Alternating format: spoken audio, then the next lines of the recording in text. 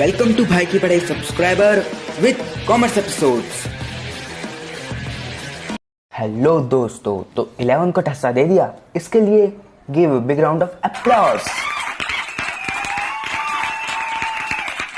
इसी बात पे आज की मूवी स्टार्ट करते हैं जिसका नाम है द थर्ड लेवल और इसे लिखा है जैक फिनी ने। इस चैप्टर में हम 3 कैरेक्टर्स के बारे में बात करेंगे। पहला चार्ली, सेकंड उसकी वाइफ लूसिया, थर्ड उसका फ्रेंड जो कि एक साइकेट्रिस्ट है, उसका नाम सैम है। इस चैप्टर का प्लॉट 1958 के आसपास का है, जो वर्ल्ड वॉर 1 और वर्ल्ड वॉर 2 दोनों ख़त्म हो चुके थे। तो ये मूवी स्टार्ट होती है चार्ली नाम के एक आदमी से जो कि 31 साल का है और एक ऑफिस में काम करता है और वो अपनी बीवी से बहुत ज़्यादा प्यार करता है। चार्ली एक दिन रात तक अपने ऑफिस में काम कर रहा था, उसे अपनी बीवी से मिलने का मन करता है, तो वो अपना काम जल्दी जल्दी ख़त्म करके न्यूयॉर्क के रेलवे स्टेशन पर चला जाता है जिसका नाम होता है ग्रैंड सेंट्रल रेलवे स्टेशन। तो उस स्टेशन पे 2 लेवल थे, ये सबको पता था। चार्ली सबसे पहले लेवल 1 पे जाता है, तो उसको वहाँ पर देखता है कि उसकी ट्रेन छूट चुकी है। फिर वो लेवल 2 पे जाता है, फिर वहाँ पर भी उसकी ट्रेन छूट चुकी होती है। इन दोनों लेवल पर तो उसको उसी के जैसे ही लोग मिलते हैं जिन्होंने बिल्कुल उसके जैसे कपड़े पहन रखे थे। तो जब चार्ली की लेवल 2 पर ट्रेन छूट जाती है तब वो बहुत ज़्यादा दुखी हो जाता है और वो पीछे पलट कर वापस देखता है। वहाँ पर उसे एक नया रास्ता मिलता है, तो वो सोचता है कि इसने इस रास्ते को तो पहले कभी भी नहीं देखा। फिर वो रेलवे स्टेशन को एक ट्री से कंपेयर करता है और जो सेंट्रल रेलवे स्टेशन था वो तो वैसे ही न्यूयॉर्क का फेमस रेलवे स्टेशन था और आए दिन वहाँ पे डेवलपमेंट होती रहती थी। उसको लगा कि ये भी कोई डेवलपमेंट होगी। वो उस रास्ते से आगे बढ़ता है। जब वो थोड़ी दूर चला जाता है उसको कुछ आदमियों के बोलने की आवाज़ आती है। उसको लगता है कि वो लेवल 2 पर आ गया है, पर जब वो एंटर करता है उसको लगता है कि यहाँ पर कोई लेवल 3 भी है। वो देखता है कि यहाँ पर सब कुछ पुराने टाइम का है, मतलब सब कुछ 1890s का है, जहाँ छोटे छोटे कमरे थे, टिकट काउंटर, प्लस वहाँ पे एक वुडन नोटिस बोर्ड भी था जो कि बहुत पुराने स्टाइल का था और सब कुछ वहाँ पे पुराने स्टाइल का था। वहाँ पर उससे एक न्यूज़पेपर बॉय मिलता है, उससे वो एक न्यूज़पेपर लेता है तो देखता है कि उस न्यूज़पेपर का नाम था द वर्ल्ड, जो कि 1890s का बहुत ही ज़्यादा फेमस न्यूज़पेपर था। जब चार्ली न्यूज़पेपर की डेट देखता है उस पर लिखा रहता है 11 जून 1894। इससे चार्ली को कंफर्म हो जाता है कि उसने टाइम ट्रेवल कर लिया है और वो अब पुराने ज़माने में आ गया है। फिर वो टिकट काउंटर पर जाता है, वो गेल्सबर्ग नाम की जगह के लिए एक टिकट खरीदने के लिए। लेकिन जैसे ही वो पैसे देता है टिकट काउंटर वाले आदमी को लगता है कि वो उसे फेक करेंसी दे रहा है।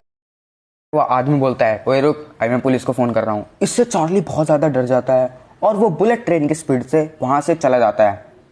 फिर वो अपने साइकेट्रिस्ट फ्रेंड सैम के घर जाता है। चार्ली सैम को सारी बातें बताता है कि कैसे उसको रेलवे स्टेशन पे 3rd लेवल दिखा।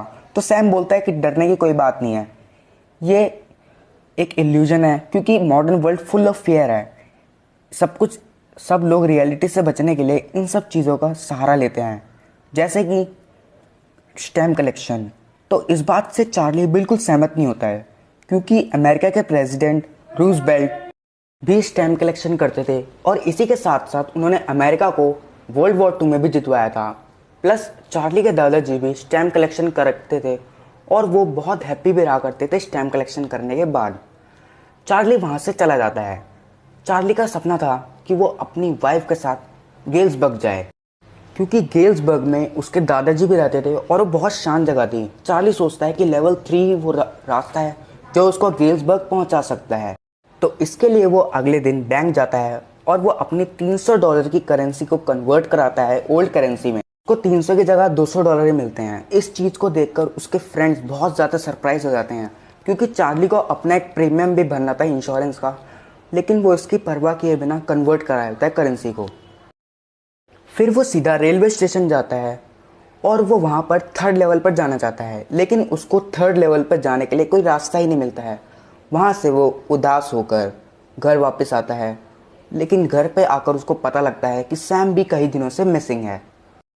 तो चार्ली और उसकी वाइफ उसको ढूंढने निकलते हैं, लेकिन वो उसको कहीं भी नहीं ढूंढ पाते। तो एक दिन चार्ली अपने और अपने दादाजी के स्टैम्प कलेक्शन को देख रहा होता है, तभी उसे एक लेटर मिलता है। वो लेटर उसके दादाजी के लिए होता है, जहाँ पर उसके दोस्त सैम के लिए भी कुछ मेंशन होता है, चार्ली के लिए मेंशन होता है। तो वो जैसे ही उस लेटर को खोलता है, उस पर लिखा रहता है कि सैम गेल्सबर्ग पहुंच चुका है और चार्ली और लूसियो को भी वो इनवाइट करना चाहता है। लेटर पे डेट लिखी रहती है 18 जुलाई 1894। तो यार इससे चार्ली और भी ज़्यादा कंफ्यूज हो जाता है। फिर अगले दिन चार्ली कॉइन सेक्शन जाता है और उसे पता लगता है कि सैम ने भी अपनी $800 की करेंसी को कन्वर्ट कराया था ओल्ड करेंसी में। उसको लगता है कि सैम भी टाइम ट्रेवल करके गेल्सबर्ग पहुंच चुका है और उसे पता लगता है कि सैम गेल्सबर्ग पहुंच चुका है और अब वो वहीं रहेगा और उसने अपना एक बिजनेस भी स्टार्ट कर दिया है। तो यार इस चैप्टर का यहीं दी एंड होता है। मिलते हैं नेक्स्ट एपिसोड में।